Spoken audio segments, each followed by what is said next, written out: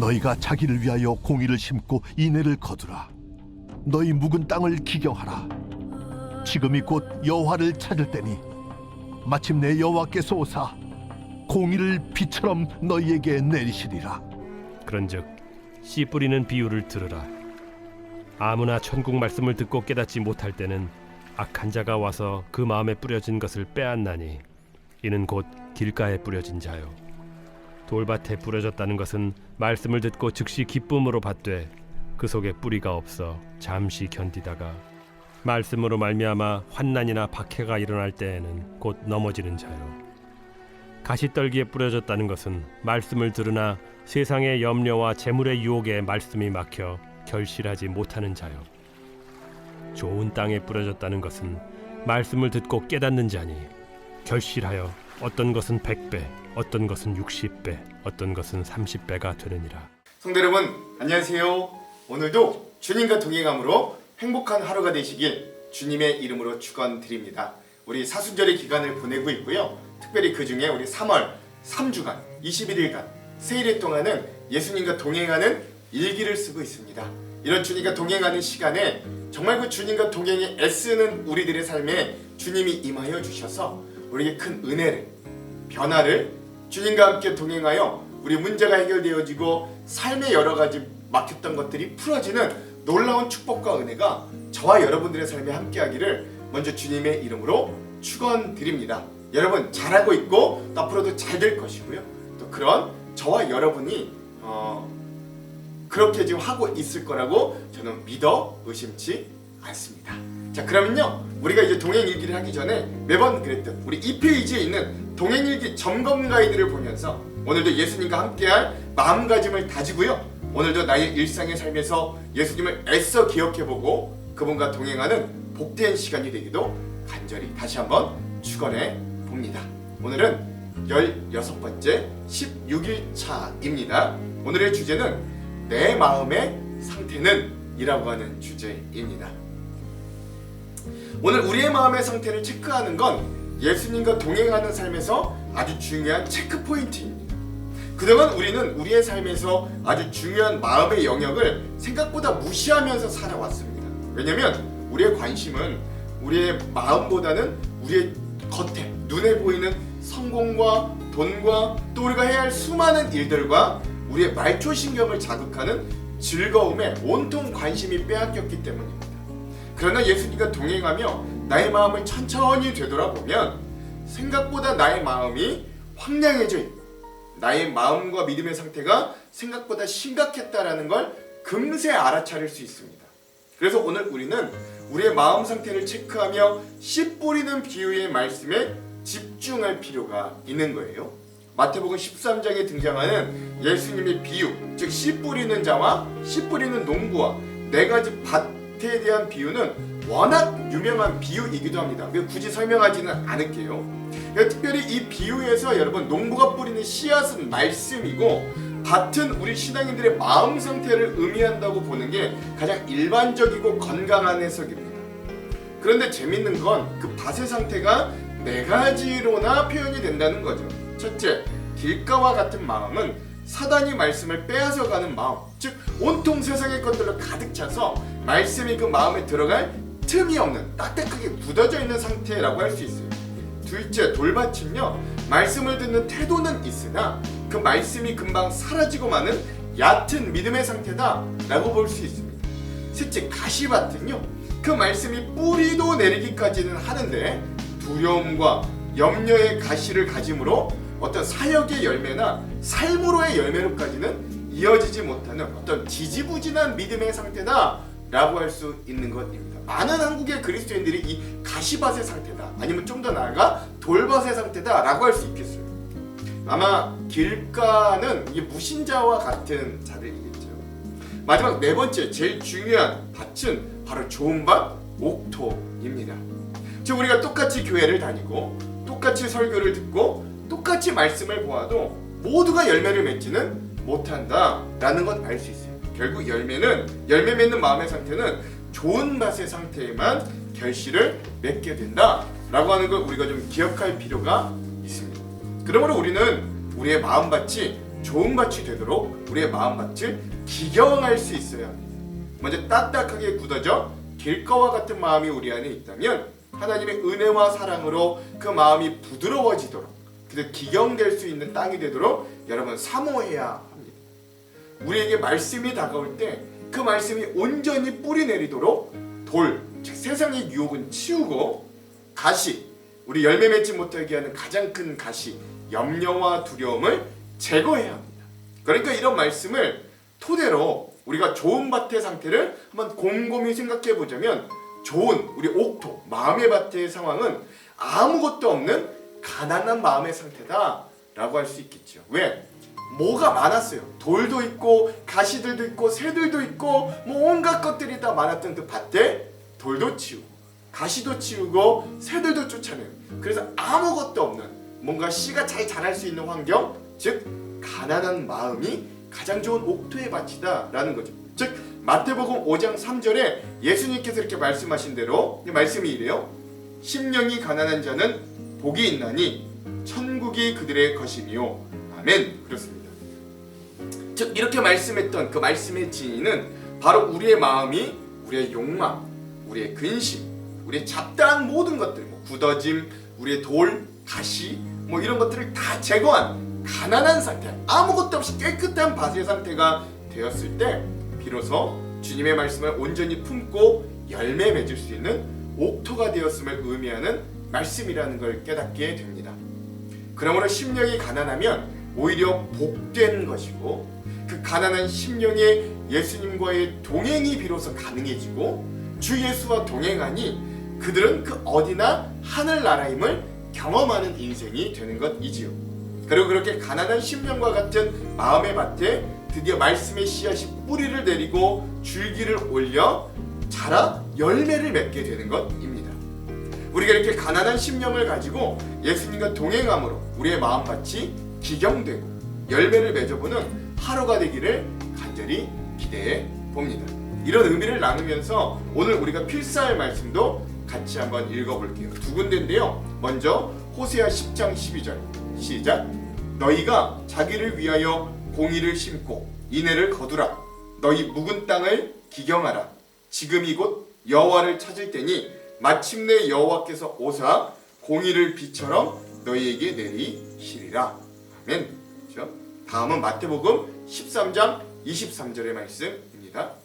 좋은 땅에 뿌려졌다는 것은 말씀을 듣고 깨닫는 자니 결실하여 어떤 것은 100배, 어떤 것은 60배, 어떤 것은 30배가 되느니라 하시더라. 아멘. 그렇죠? 그런데 우리가 여러분 잊어서는 안 되는 것이 있습니다. 그건 바로 농부의 마음입니다. 우리는 우리의 마음밭의 상태에만 집중한 나머지 가장 중요한 농부를 잊어버리기가 쉽습니다. 그러나 사실 이 비유에 등장하는 농부가 가장 중요한 하나님임을 여러분 우리가 잊어서는 안 돼요. 예수님, 주님이기도 하죠.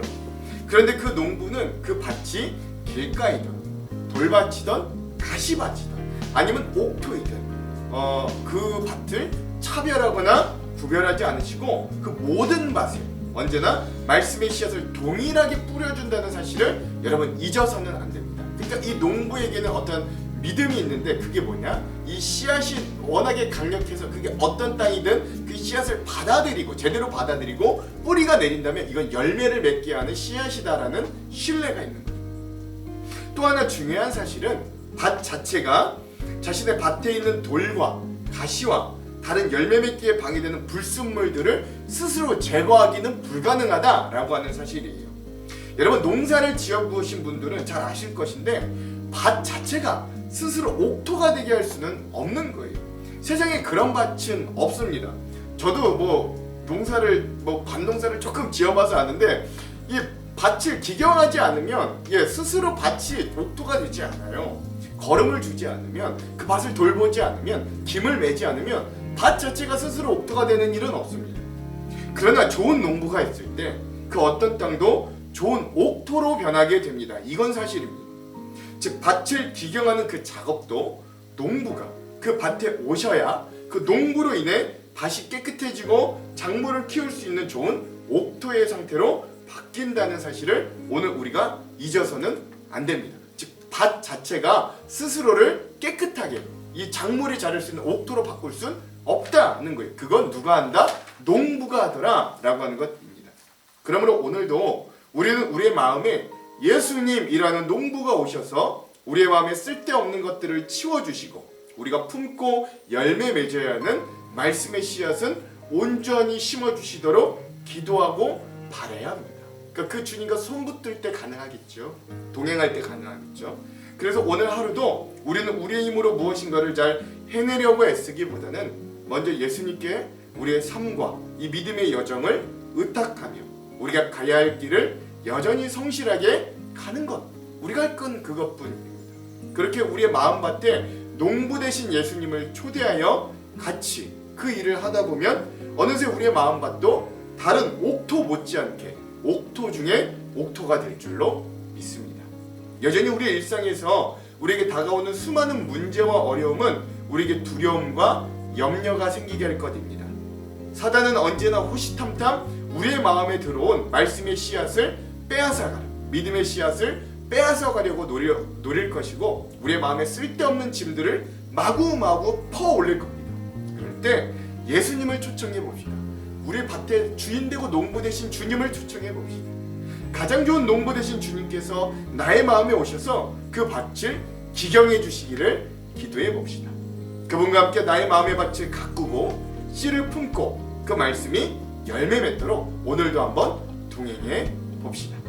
그럼 분명 주님은 우리 인생의 밭에 좋은 열매들이 주렁주렁 맺혀서 풍성한 인생이 되게 해주실 것입니다.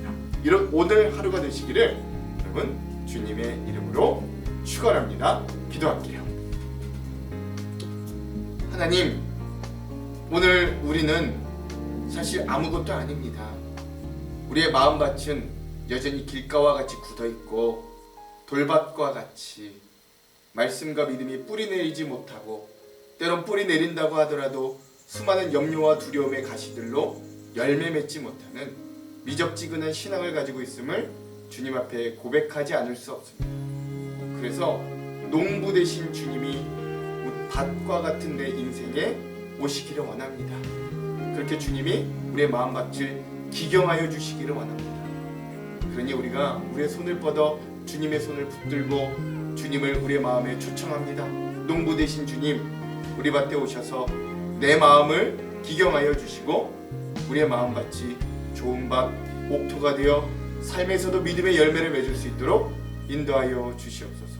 오늘의 삶에도 그런 은혜를 주실 주님을 기대하며 예수님 이름으로 기도합니다. 아멘. 오늘 이 말씀, 이 만나방에 묵상하는 모습을 공유하고 자신의 감사의 제목 또는 이 일기 자체를 공유하실 분들은 여호수아 목장과 샘골 목장입니다. 오늘 이 담당이신 분들의 동행 일기 나눔도 기대해 보겠습니다. 예고해드리면 내일은 늘푸른 목장과 느헤미야 목장입니다. 자, 그러면 오늘은 이 영상 이후에 예람 워십의 나의 하나님 이런 찬양을 함께 듣고 우리 영상을 마무리하도록 하겠습니다. 그럼 사랑하는 성도 여러분, 오늘도 예수님과 함께 동행하는 행복한 하루 되세요.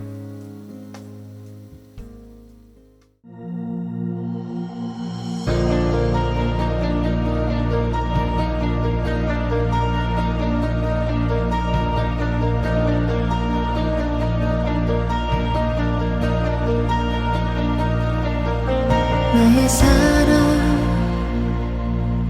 너는 어여쁘고 참 귀하다. 어느 보석보다 귀하다. 내가 사랑스럽지 않을 때 너를 온전히 사랑하고 너와 함께하려 내가 왔노라.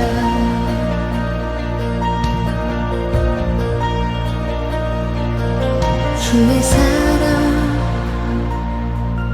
이 사랑은 결코 변치 않아. 모든 계절 돌보시네. 푸른 마르고 꽃은 시드나 주의 말씀은 신실해. 실수가 없으신 주만 바라.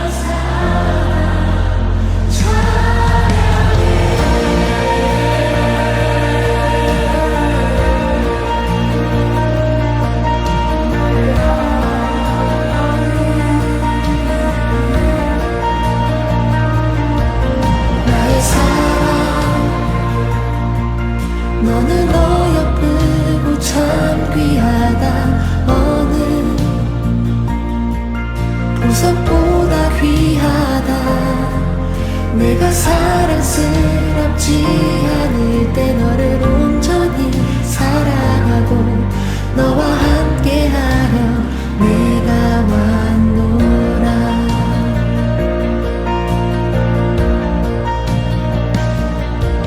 주의 사랑,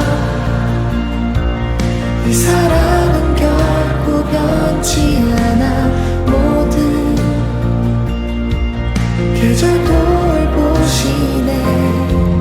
푸른 마르고 꽃은 시드나 주의 말씀은 진실해. 실수가 없으신 주만 바라.